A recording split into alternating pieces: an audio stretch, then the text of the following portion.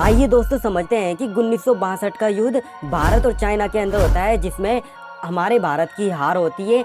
समझने की कोशिश करते हैं कि 1962 के अंदर उस समय देश के प्रधानमंत्री कौन थे और देश की रक्षा करने वाले रक्षा मंत्री कौन थे। और 1962 में जब भारत चाइना से हारा तो भारत कमजोर होने के कारण 1965 के अंदर पाकिस्तान ने आक्रमण कर दिया।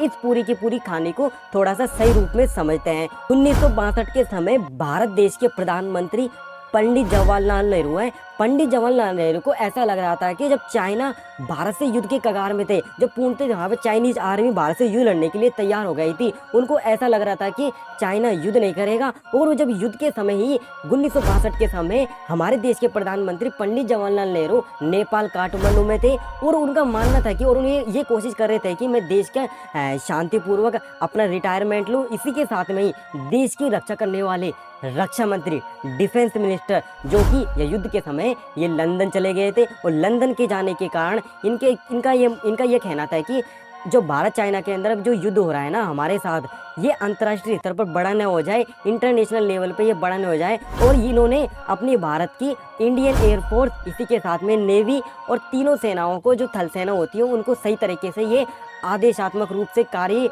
मतलब जो आदेश देना होता है वो नहीं दे पाए, क्योंकि ये नहीं चाहते थे कि युद्ध का स्तर एक अंतर्राष्ट्रीय लेवल पे चला जाए। 1962 के अंदर भारत चाइना से हार जाता है और इसके 3 साल बाद 1965 के अंदर भारत पाकिस्तान का युद्ध होता है। अब प्रेजेंट का सिनेरियो हम देखने की कोशिश करें ना, तो प्रेजेंट के टाइम के अंदर हमारे भारत की थल सेना, वायु और नेवी, ये तीनों की तीनों सेना इतना मजबूत है और ये अब 1962 वाला भारत नहीं है। जय हिंद, जय भारत।